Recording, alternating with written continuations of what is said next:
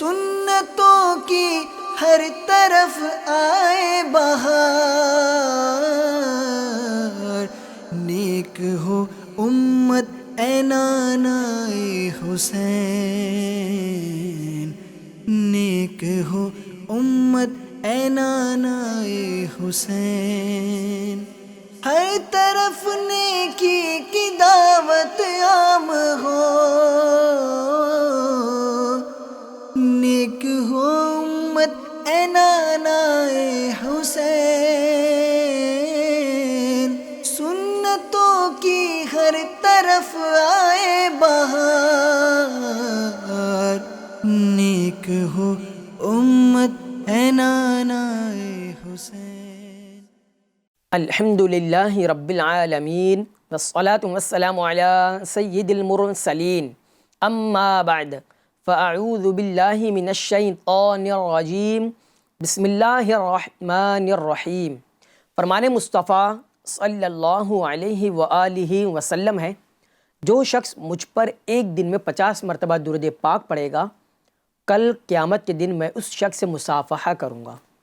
صلو علی الحبیب صلی اللہ تعالی علی محمد صلی اللہ علیہ وآلہ وسلم۔ FGN چینل کے ناظرین، آپ دیکھ رہے سلسلہ اچھے اور برے کام۔ آج کا جو ہمارا ٹاپک ہے وہی پچھلے ٹاپک سے ریلیٹڈ ہے، آج کا بھی وہی موضوع ہے، حسد اور رشک۔ پچھلی بار ہم نے حسد کے بارے میں اور کچھ رشک کے بارے میں سنا تھا، مزید گفتگو کرنی باقی تھی اور بھی کئی سوالات رہ گئے۔ آپ سے گزارش یہی کرنا ہے کہ آپ جو ہے ہمارے ساتھ شروع سے آخر تک اس سلسلے میں بنے رہیے گا۔ صلو علی الحبیب صلی اللہ تعالی علی محمد صلی اللہ علیہ وآلہ وسلم۔ جی شارق بھائی، ماشاء اللہ تعالیٰ پچھلے ایپیسوڈ میں ہم نے کچھ حسد اور کچھ رشک کے بارے میں سنا تھا، اور بھی آپ سے گفتگو کرنی تھی مگر وقت ختم ہو چکا تھا، اور آج پھر ہم حاضر ہو گئے۔ اللہ کا شکر ہے، الحمدللہ ہمیں یہ سلسلہ کرنے کا موقع مل رہا ہے، سعادت مل رہی ہے۔ ہم جو ہے دین کی باتیں کر رہے، دین لوگوں تک پہنچا رہے، اچھی باتیں پہنچا رہے اور بری باتوں سے منع کر رہے، چونکہ قرآن پاک کا بھی حکم ہے امر بالمعروف و نہی عن المنکر کرنا ہے نا، نیکی کا حکم دینا ہے اور برائیوں سے منع کرنا ہے۔ تو اللہ کی رحمت سے ہمیں یہ کرنے کی سعادت مل رہی ہے۔ شارق بھائی، آج جو ہے ہم کچھ رشک پر گفتگو کریں گے، اور پہلا سوال آج آپ سے یہ کروں گا کہ رشک کی صورتیں، رشک کس کس طرح سے ہو سکتا ہے، اس کی صورتیں آپ بیان کیجئے گا کہ رشک ہم کس کس طرح سے کر سکتے ہیں۔ جی الحمدللہ رب العالمین والصلاة والسلام علی سید المرسلین، اما بعد فاعوذ باللہ من الشیطان الرجیم، بسم اللہ الرحمن الرحیم۔ رشک کرنا یہ ایک اچھی صفت ہے، جی، اور یوں سمجھ لیں کہ حسد کے مقابلے میں ہے، حسد بری چیز ہے، تو اللہ کریم نے اس کے بدلے اس امت کو یہ چیز عطا فرمائی کہ حسد مت کرو، یہ کرو۔ رشک کرنا بھی کبھی کبھی جو ہے وہ واجب ہوتا ہے، اور کبھی کبھی مستحب ہوتا ہے، اور کبھی جائز ہوتا ہے۔ اب واجب کی صورت یہ ہے، اس کی تفصیل یہ ہے کہ رشک یا تو دیکھیں آپ کہ دینی معاملے میں ہوگا، دینی نعمتوں پر ہوگا، یا دنیاوی نعمتوں پر ہوگا۔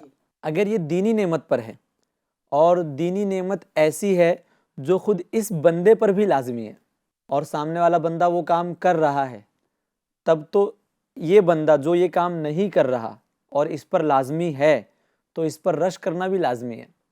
اچھا، مثلا نماز جو ہے وہ باجماعت پڑھنا، رمضان کے روزے رکھنا۔ اب اگر کوئی باجماعت نماز پڑھتا ہے، کوئی نہیں پڑھ رہا، وقت گزار کر پڑھتا ہے، یا پھر معاذ اللہ سرے سے پڑھتا ہی نہیں، تو پھر ایسے بندے پر لازمی ہے کہ وہ ایسے اشخاص سے جو ہے وہ رشک کریں، ان پر رشک کریں کہ وہ پڑھ رہے ہیں، اور یہ رشک جو ہے وہ اسے اس عمل کے راہ پر جو ہے وہ گامزن بھی کرے۔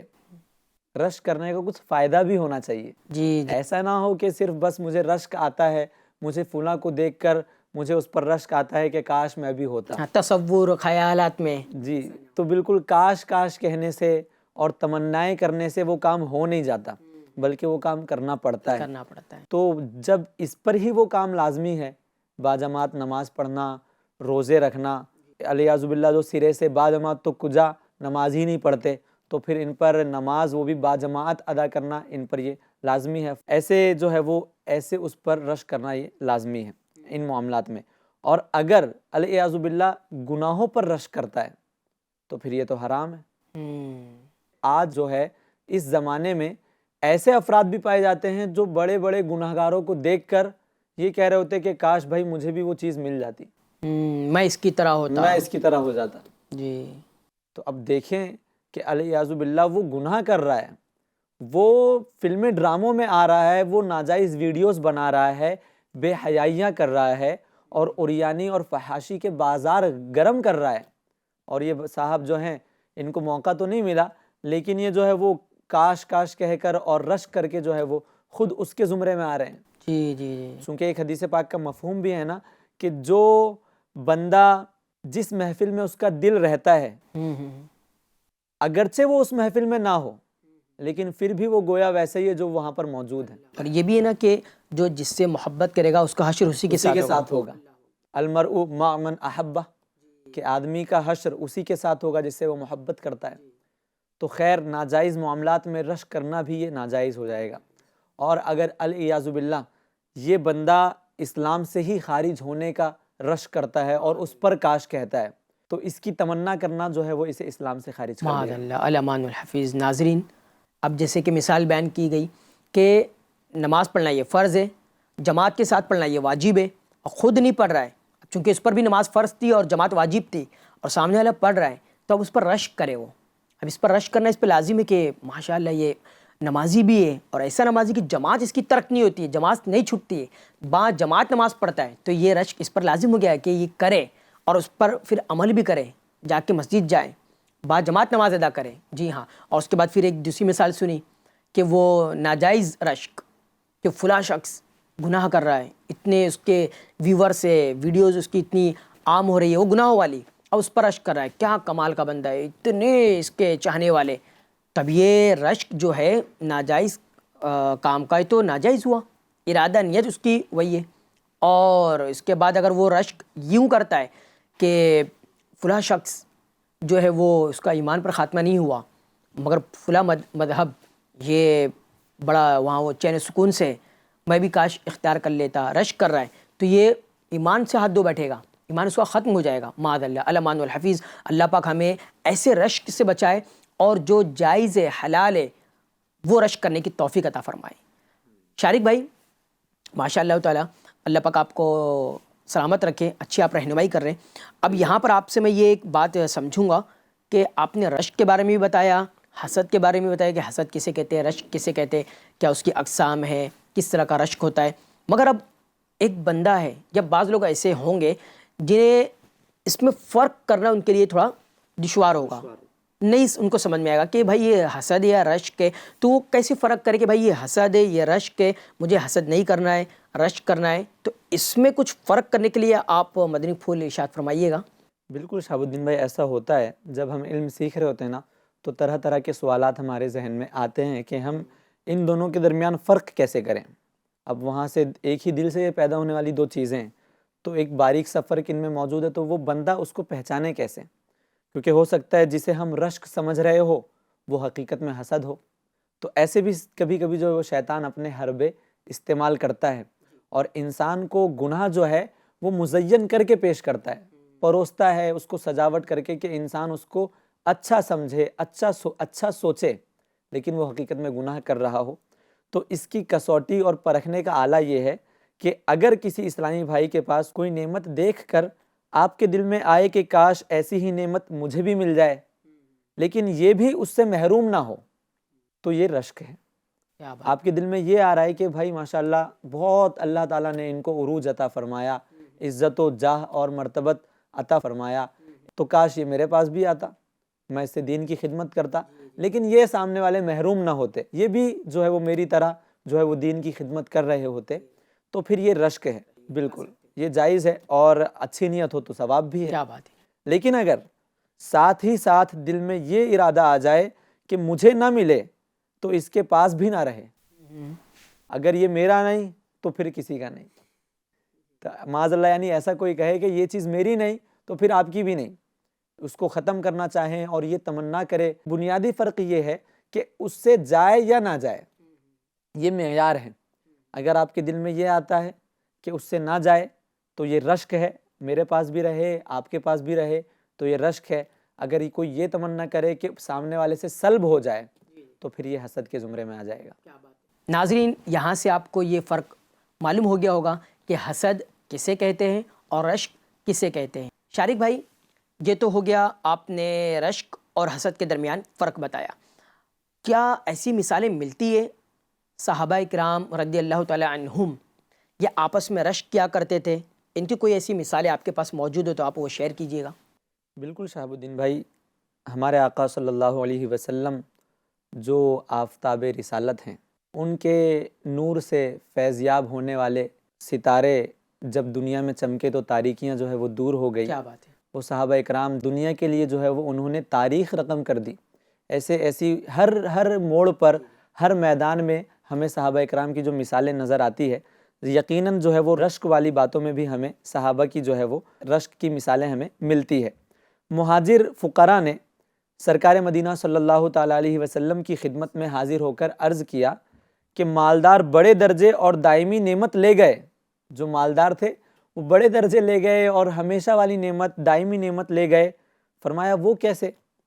عرض کی جیسے ہم نمازیں پڑھتے ہیں وہ بھی پڑھتے ہیں، اور جیسے ہم روزے رکھتے ہیں وہ بھی رکھتے ہیں، مگر وہ خیرات کرتے ہیں، ہم نہیں کر پاتے کیونکہ وہ امیر ہیں اور ہمارے پاس تو بظاہر دنیا کی دولت تو ہے نہیں.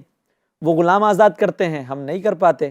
تو نبی پاک صلی اللہ علیہ وسلم نے فرمایا کیا میں تمہیں وہ چیز نہ سکھاؤں جس سے تم آگے والوں کو پکڑ لو اور پیچھے والوں سے آگے بڑھ جاؤ، اور تم سے کوئی افضل نہ ہو سوائے اس کے جو تمہارے جیسا عمل کرے.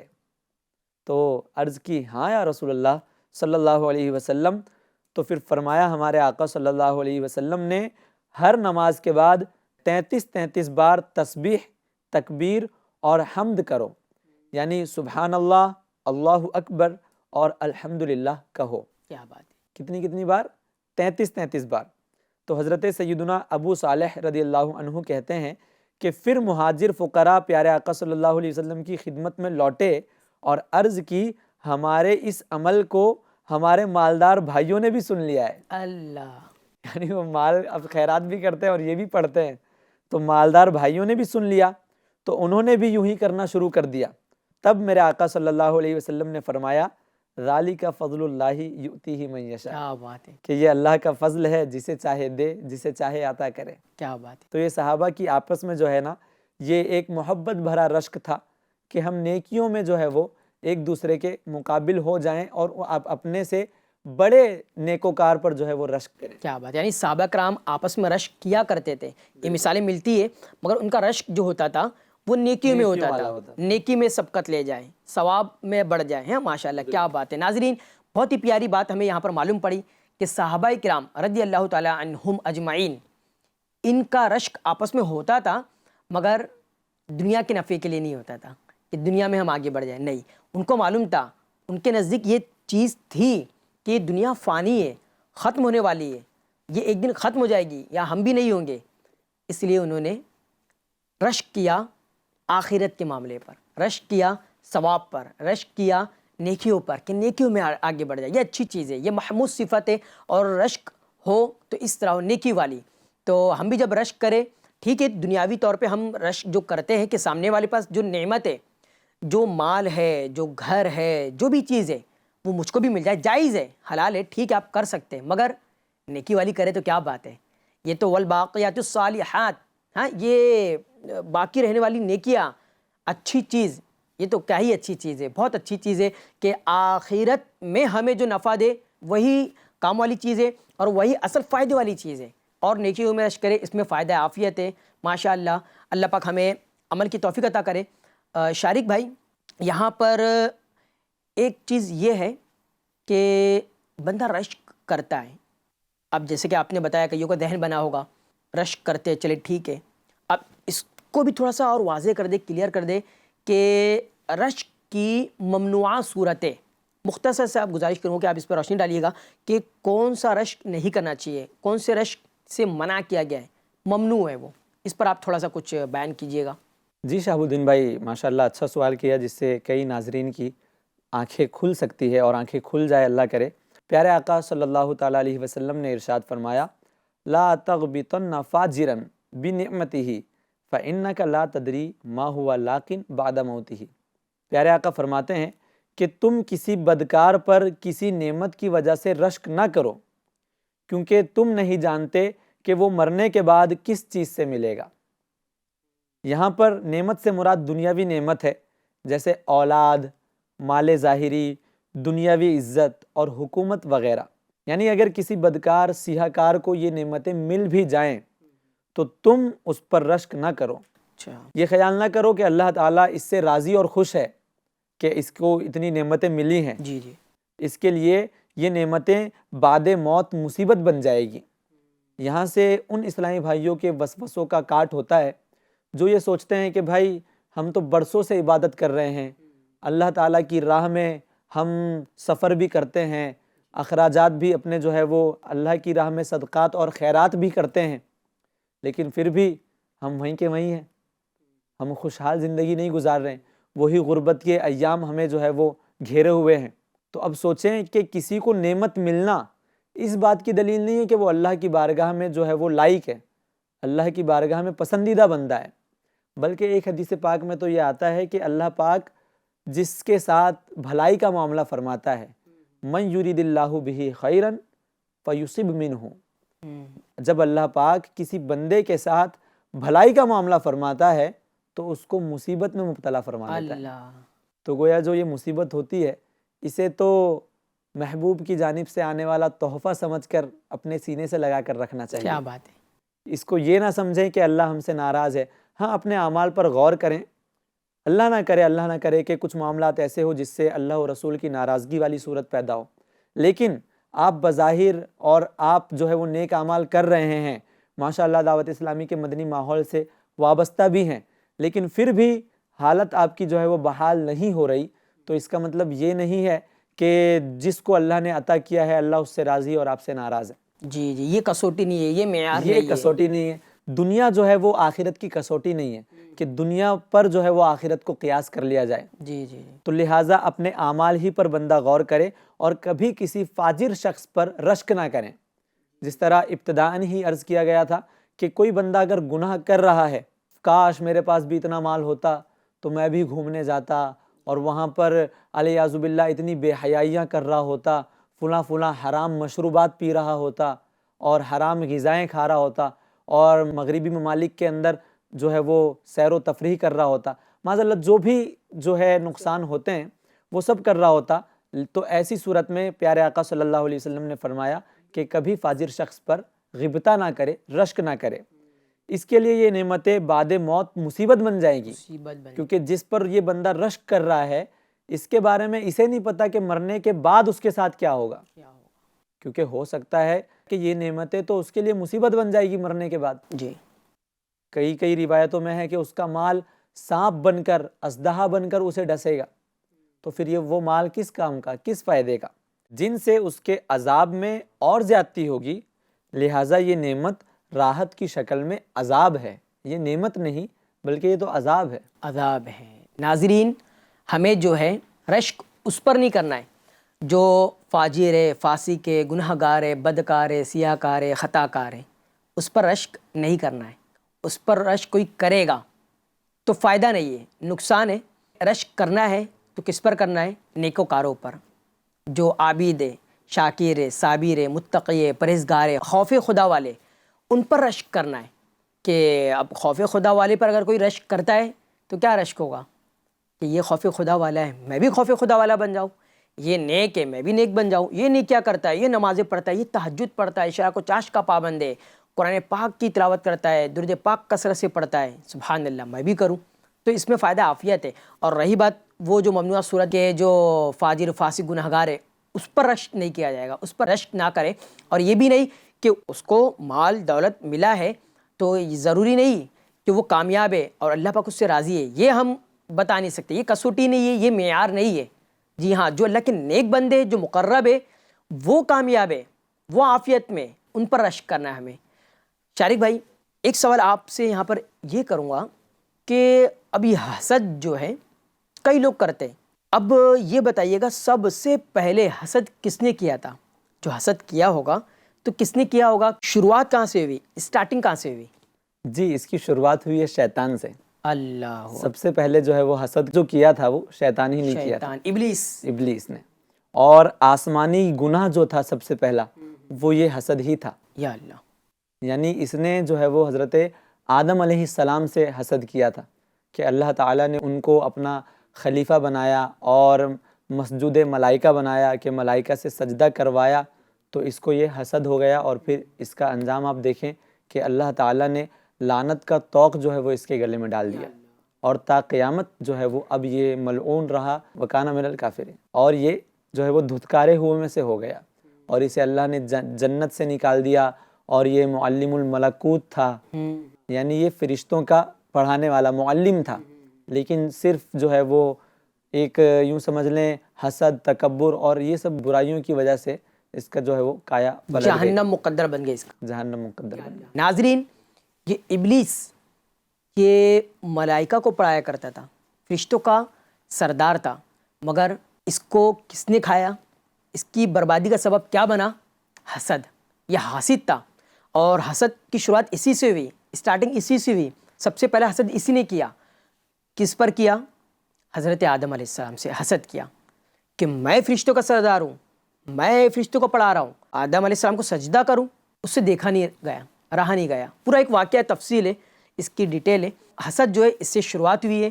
اب چیک کر لے, ہر ایک چیک کر لے کہ جو حسد کر رہا ہے وہ کس کے ساتھ ہے. حاسد ہے, حسد کر رہا ہے, وہ کس کے ساتھ کھڑا ہے, وہ کس کا طریقہ اختیار کر رہا ہے. یعنی کسی اچھے کا تو طریقہ نہیں ہے, وہ اچھا تھا نہیں, وہ تھا شیطان تھا, ابلیس تھا, ملعون ہو گیا ہے, دتکارا گیا ہے, جہنم اس کا مقدر بن گئی ہے. تو اب ہم ہی مطلب کوئی بھی حسد کر رہا ہے تو اب وہ دیکھ لے ابلیس کا جو حشر ہوا ہے ایسا نہ ہو, حسد کرنے والے کا یہ حشر نہ ہو جائے, کیونکہ حسد بربادی ایمان کا سبب بنا. ایمان سے ہاتھ دھو بیٹھا, جہنم اس کا مقدر بن گئی. تو حسد جو ہے ناجائز گناہ کبیرہ, جہنم میں لے جانے والا کام ہے. اور گناہ جو ہوتا ہے وہ جو ہے جہنم میں جانے کا سبب بن جاتا ہے. گناہ جو ہے وہ بربادی ایمان کا سبب بنتا ہے. تو حسد بہت بری صفت ہے. اب اس سے بڑی بات ہم کیا کریں کہ بربادی ایمان کا سبب بن گیا. تو ہمیں حسد نہیں کرنا ہے, حسد سے بچنا ہے. رشک کرنا, رشک جائز ہے, حلال ہے, مگر وہی ممنوع صورت کو دیکھتے ہوئے, اس سے بچتے ہوئے جو جائز حلال صورت ہے اس پر ہمیں رشک کرنا ہے. شارق بھائی ماشاء اللہ تعالیٰ اچھی آپ نے رہنمائی کی, اچھی آپ نے مثال بھی بیان کر دی. ہو سکتا ہے لوگ اب اس سے بچے محفوظ رہیں. اللہ پاک ہمیں محفوظ رہنے کی توفیق عطا فرمائے. شارق بھائی ایک سوال یہاں پر یہ بنتا ہے کہ حسد کے نقصانات, اگر کوئی حسد کرتا ہے تو اس کے نقصانات کیا ہیں, اس پر آپ روشنی ڈالیے گا, کلام کیجیے گا. جی شہاب الدین بھائی, حسد کی جو صورتیں ہیں ناجائز یا ممنوع, ان کا دنیا یا آخرت میں کچھ بھی فائدہ نہیں, صرف نقصان ہی نقصان ہے. اور ائمہ اکرام نے جو ہے اس کے چند نقصانات بیان فرمائے ہیں. سیدی و سندی اعلیٰ حضرت امام اہل سنت نے فتاوی رضویہ شریف میں لکھا ہے کہ حسد کی برائی محتاج بیان نہیں. یہ ایسی برائی ہے کہ جس کی بیان کی حاجت نہیں ہے.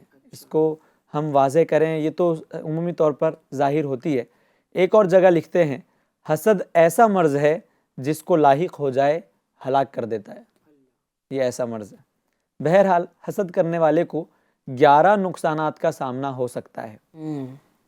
یہ ہے نمبر 1 اللہ و رسول کی ناراضی. نمبر 2 ایمان کی دولت چھن جانے کا خطرہ. نمبر 3 نیکیاں ضائع ہو جانا. اور نمبر 4 ہے مختلف گناہوں میں مبتلا ہو جانا. یعنی یہ جو حسد ہے یہ صرف ایک گناہ نہیں ہوتا اس کے سبب, یہ گویا گناہوں کا دروازہ ہوتا ہے. جیسا کہ ابھی ہم نے تھوڑی دیر پہلے سنا, آپ نے بتایا کہ ابلیس حسد کیا, حسد کے بعد پھر وہ تکبر میں آیا, پھر آدم علیہ السلام کو سجدہ نہیں کیا, جہنم مقدر بن گئی اور وہ ایمان اس کا برباد ہو گیا. تو یہی ہے کہ حسد کرنے والا بندہ اب گویا یہ گناہوں کے راستے پر چل پڑتا ہے. اب اس کو طرح طرح کے گناہوں کا سامنا اور اس سے یہ ملوث ہو سکتا ہے. اور اگلی جو برائی ہے, اگلا جو اس کا نقصان ہے وہ یہ ہے کہ نیکیوں کے ثواب سے محروم رہتا ہے اور دعا قبول نہیں ہوتی. یا اللہ, حسد کرنے والے کی نصرت الہی سے محروم ہو جاتا ہے. یعنی اللہ پاک کی مدد جو ہے وہ شامل حال نہیں ہوتی. ذلت و رسوائی کا سامنا کرنا پڑتا ہے کہ کبھی کبھی حاسدین جو ہے وہ اگرچہ دنیا میں سمجھ لیں کہ باعزت رہ رہا ہو، لیکن آخرت میں جو ہے وہ اس کا رسوائی مقدر ہوتی ہے۔ اور جو اگلا جو نقصان ہے وہ سوچنے سمجھنے کی صلاحیت کم ہو جاتی ہے، حافظہ بھی اس کا کمزور ہو جاتا ہے۔ جو عمومی طور پر اکثریت لوگوں کی معاشرے میں یہ شکایت کرتی ہے کہ ہمارا ذہن کند ہو چکا ہے، ہمارے جو ہے وہ سبق یاد نہیں ہوتے، اور طرح طرح کے معاملات جو ہے وہ ہم کر رہے ہوتے ہیں لیکن بھول جاتے ہیں۔ جی جی جی، نسیان کی بیماری آ گئی نسیان ہے۔ کی بیماری۔ تو وہ غور کر لیں کہ کہیں وہ کسی سے حسد تو نہیں کر بیٹھے۔ تو حسد کرنے والا جو ہے وہ جب بار بار اسی بندے کے بارے میں سوچے گا تو پھر سوچنے کی صلاحیت کہیں اور صرف کر رہا ہوگا، لہٰذا سمجھنے اور سوچنے کی اس کی صلاحیت کم ہو جاتی ہے۔ اگلا نقصان ہے کہ وہ خود پر ظلم کرتا ہے، کسی دوسرے پر ظلم نہیں کر رہا، وہ خود پر ظلم کر رہا ہے۔ اور 11واں نقصان یہ ہے کہ بغیر حساب جہنم میں داخل ہو جائے گا۔ اللہ اکبر۔ دیکھا ناظرین، حسد کے 11 ہم نے نقصانات سنے، آخری میں جو نقصان سنا ہے کہ بغیر حساب و کتاب جہنم میں داخل ہوگا۔ حالانکہ ہم یہاں دعا کرتے ہیں اللہ پاک ہمارا خاتمہ ایمان پر فرمائے، بغیر حساب و کتاب جنت میں داخلہ نصیب کرے، اور حاسد، حسد کرنے والا، اس کا تو داخلہ ہو رہا ہے بغیر حساب و کتاب، کہاں؟ جہنم میں، الامان الحفیظ۔ اور حسد کے نقصانات کہ اللہ اس کے رسول کی ناراضگی، بربادی ایمان کا سبب، اور خود وہ حسد کی آگ میں جلتا ہے، نیکیوں سے محروم رہتا ہے، نیکیاں ختم ہو جاتی ہے اس کی۔ یہ کیا کام ہے؟ بڑے نقصانات ہیں یہ۔ تو ناظرین، ہمیں جو ہے یہ سارے نقصانات کو سامنے رکھنا ہے، تو اس سے ہمارا مائنڈ سیٹ ہوگا، ہمارا ذہن بنے گا کہ ہم حسد نہیں کریں گے اور رشک کی طرف آئیں گے۔ رشک کریں، رشک کیجئے، یہ جائز ہے۔ یہ سلسلہ جو ابھی آپ نے دیکھا ہوگا پورا، اللہ پاک سے دعا ہے کہ اللہ پاک اس پر ہمیں عمل کی توفیق عطا کرے، اسے آپ دوسرے تک بھی بڑھائیے گا اور اس کو پریکٹیکل لائف میں لائیے گا، انشاءاللہ تعالیٰ فائدہ ہوگا۔ اللہ پاک سے دعا ہے کہ اللہ تعالیٰ ہمیں عمل کی توفیق عطا فرمائے۔ تو آپ دیکھتے رہیے گا FGN چینل۔ صلو علی الحبیب صلی اللہ تعالی علی محمد صلی اللہ علیہ وآلہ وسلم۔ سنتوں کی ہر طرف آئے بہار،